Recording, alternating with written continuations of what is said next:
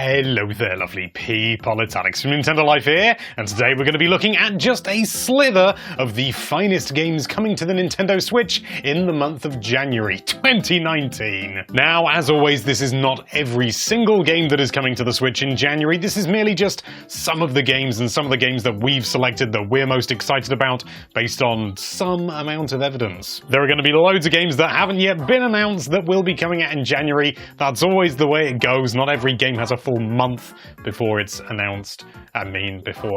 Before it's released, basically. Let's shut up. But anyway, that's more than enough waffling. Let's dive right into things. Starting things off on the 7th of January, we have got Battle Princess Madeline. Yes, if you saw the last video, you may well remember that we included it on that video.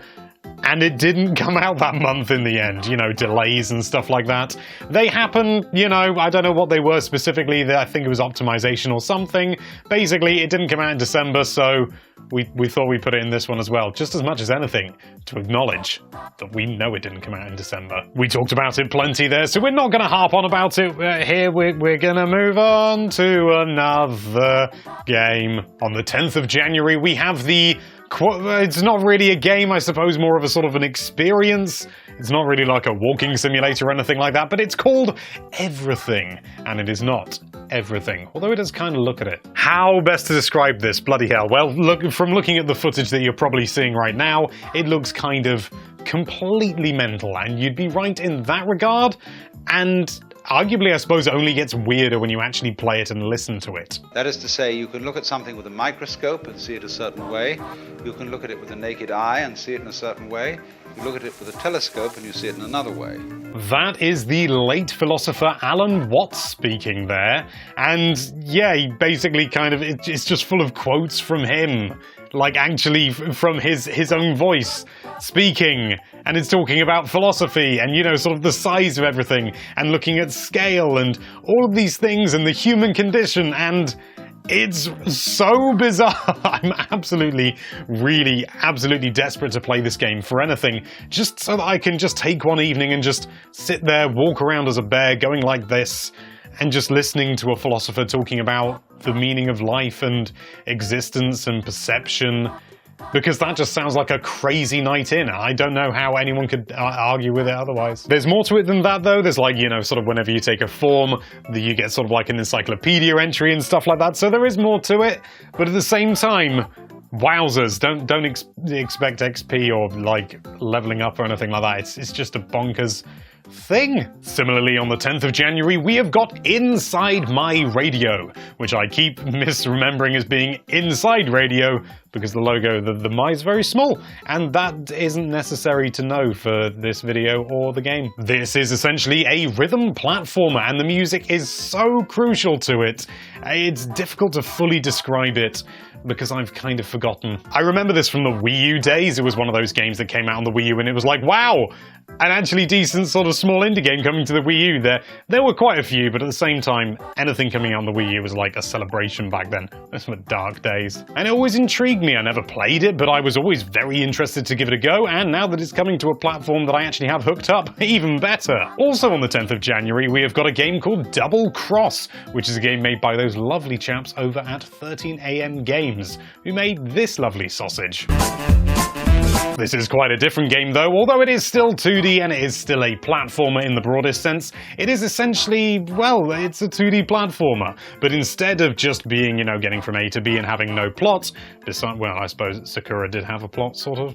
You play as this agent that is designed to sort of just keep balance in the universe and, all the different dimensions that go on and la-di-da-di-da, and there's this sort of big overarching mystery about it all, and there's this grapple mechanic with that's the sort of main, I suppose, USP of the game. You use this grapple to grapple to things and grapple things to you. You use it in combat and all that sort of thing. And I think the big draw for me, sort of I like the grapple mechanic, but it is the overarching sort of mystery, this mystery you've got to unravel. I do love me a good mystery, and that's a good thing. So yes, that makes it a good in my book. Moving on finally to the 11th of January, just one day later, we have got the excellent, the well-revered, the well-deserving Tales of Vesperia. It's another one of those games that I always knew about and always wanted to play and never got around to it, back in the days of the Xbox 360, if you can understand such an archaic term. It's an RPG, as you can probably tell from looking at the footage, but it's just one of those ones that just does everything really, really chuffing well. Do you know what I mean? It's coming out on loads of different platforms. This is the 10th anniversary of the game. Is it the 10th anniversary? It's the 10th game of the series, so I might be confused on that. But chances are you've no doubt heard of it before, and now it's coming to Switch. So if you've heard about a game that much, surely that must be a good thing that it's coming to a new system. Yes. Also on the 11th of January, another port, which is arguably maybe not quite as exciting, but still a ruddy good time. New Super Mario Bros. U, or Nsumbud. I forgot the Deluxe earlier, didn't I? New Super Mario Bros. U Deluxe. Yes, it is a port of the Wii U game of New Super Mario Bros.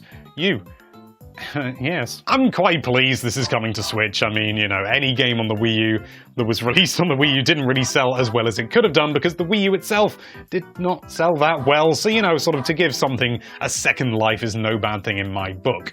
It's not my favorite Mario game by any means. It's a little bit sort of predictable in some regards, but it's a 2D Mario game and will no doubt sell like hotcakes because of that, and there are loads of people that obviously never got a chance to play this game, so for them, I say, it's about time. Only thing that worries me is, how is Steve Gaming gonna do all of those runs without the Wii U gamepad? Moving on to the 18th of January, we have got Travis Strikes Again, No More Heroes, the title that I always think is the other way round. Rather than being exactly like the No More Heroes games, this is sort of designed to be within a sort of a game within the universe. Travis gets sucked in, you know, the typical sort of style, and you play the game. It's sort of like a beat-em-up with a couple of shoot-em-up elements, and it just looks like ruddy good fun. It's arcade-style, arcade gameplay, arcade. I had a go at it back at EGX Rezzed last year, which is crazy to say, and I had great fun with it. It's so self-aware. The humor in it is absolutely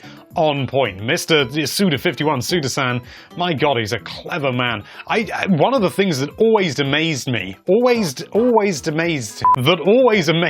is the fact that the humor translates so well into English, and that's usually something that is lost during translation, because obviously different cultures find different things funny, but it's so dry and witty, it really, well, yeah. Witty, yeah. What I'm trying to say is, it works well and it's good, so let's move on. On the 24th of January, we have got Pikuniku. This is another one of those games that just caught my attention for some reason. Again, I think this was released on the Wii U. I think. I could be very wrong. But there's something about those bold colors and simple shapes that just, I don't know, probably trigger something very sort of basic in me, you know, like children like that sort of thing. And aren't we all children deep down? And the gameplay looks fun to boot. I don't imagine it's hugely challenging by the looks of it, but I think it looks like fun, and I think that's more important than challenge. Sometimes. But I don't know, what do you think? Let me know in the comments below. On the same day, still being the 24th of January, we have also got Smite! Or at least that's how it's spelt. This game is one of those MOBAs that those young kids have been telling me about so much. Yeah, it's a multiplayer online battle arena, and I must admit, I never thought the multiplayer online battle arenas were my kind of thing, back when they were like super ultra, like the new thing and crazy popular, but I decided to give, what was it, Arena of Valor a go? And I enjoyed it far more than I thought I would, and this also, Smite, is a free-to-play thing, which I think is a good thing. Although I know that's a point of contention. What I like about free-to-play games is the fact that you can download them, and there's no sort of incentive, no sort of pressure to play the game or get the most out of the game because you've invested in it. You haven't, you've downloaded it for free, and, well, if you download it and it turns out you absolutely hate it with a passion, it doesn't matter, you haven't spent any money, delete it, move on with your life. And I think that's a good. And also this has got Hi-Res Studios' finger dipped in it if it were a pie. That made more sense in my head. Hi-Res made Paladins, I like Paladins, and they've got good support, so how can it be bad?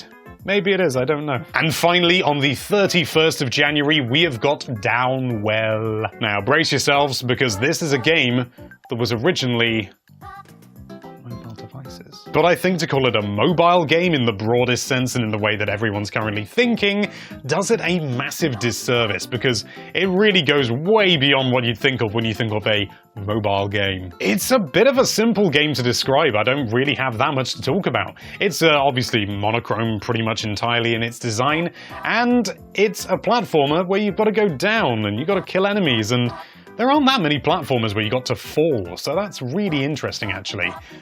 I've also just thought, what if there's a tape mode? As you can probably see, the game has a bit of a strange aspect ratio, so I wonder if it does have a tape mode. That would be really cool and a really good way to get a bit more sort of screen real estate, if you like.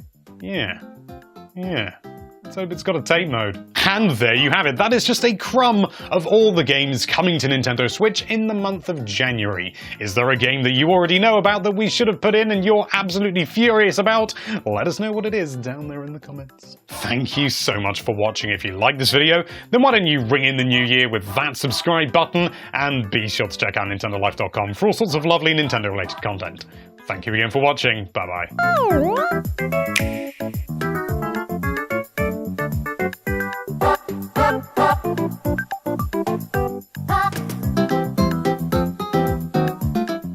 And there you have it. That is just a small crumb of all the games coming to January in the Switch.